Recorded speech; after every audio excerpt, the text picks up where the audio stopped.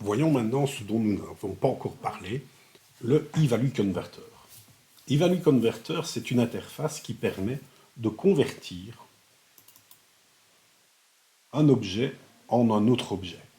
Reprenons le data binding où ce converteur apparaît. Il apparaît ici. On va demander ici de binder quoi? L'élément sélectionné, donc qui est du type form wrapper, et on va lui demander de convertir à l'aide d'une static resource form type name to converter.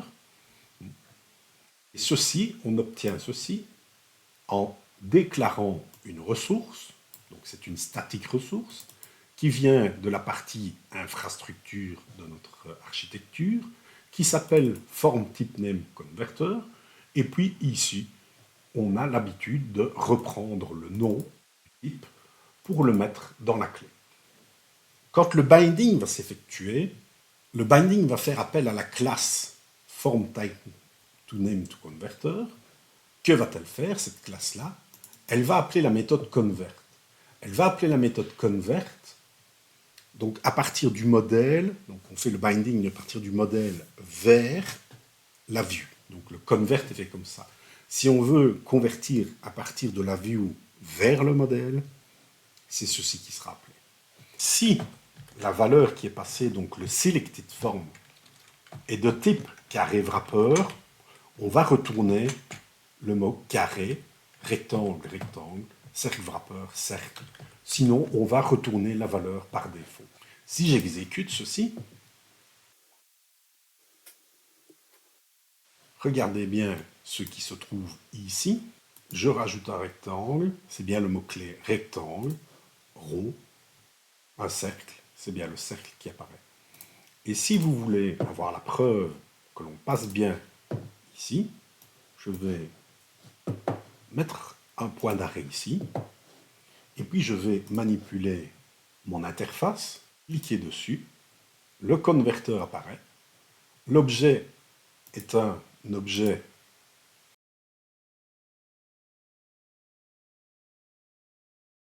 et son type, qu'est-ce que c'est? C'est bien un rectangle wrapper. Comme c'est un rectangle wrapper, si je continue, il va passer dans le case rectangle wrapper, il va renvoyer rectangle, et nous aurons à l'écran affiché rectangle, ici. Nous allons maintenant légèrement modifier notre list view, parce que notre list view, elle n'est pas terrible, et nous allons plutôt la modifier pour pouvoir avoir des colonnes.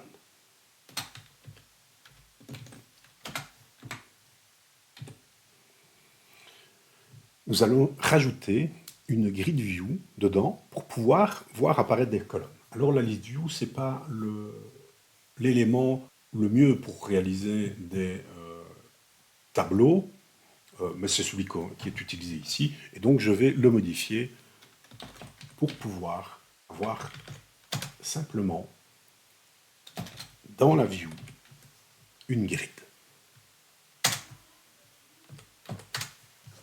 Voilà. Et nous allons rajouter une grid view.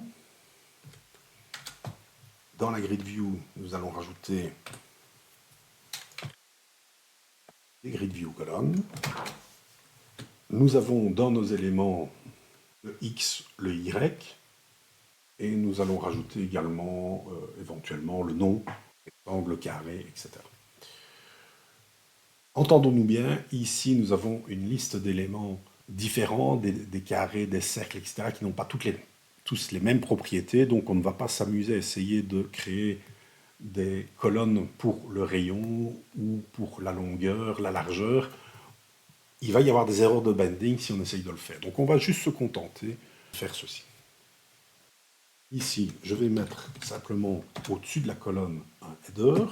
Le header ici qui va être X. Le header qui va être Y. Et puis on va faire un header qui va être le nom.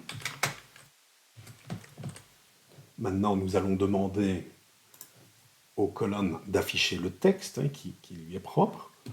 Pour cela, on va utiliser le display member binding. Nous allons créer un binding. Binding sur quelle propriété? La propriété poil accroche. Point X. La même chose pour Y. Display member binding.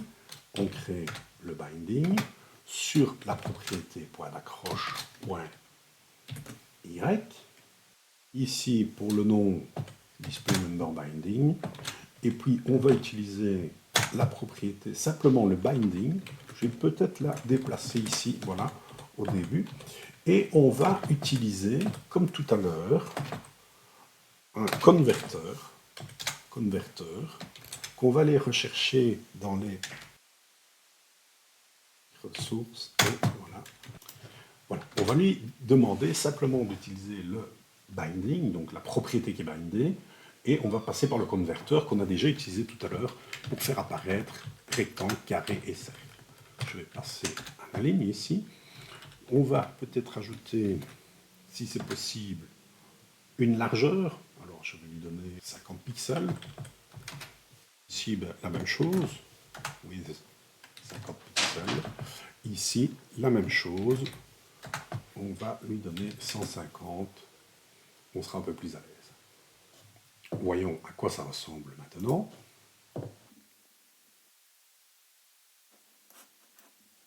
Nous avons notre grille qui contient 3 colonnes, le nom, le X, le Y.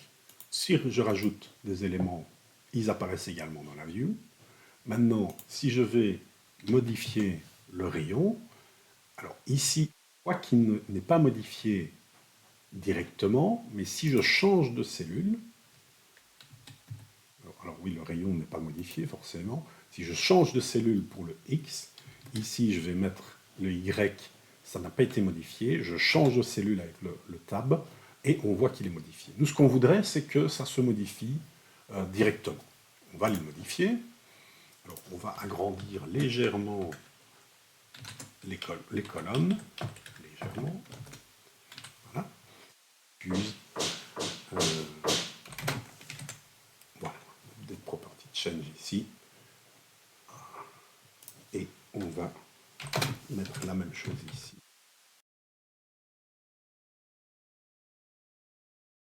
On le réexécute.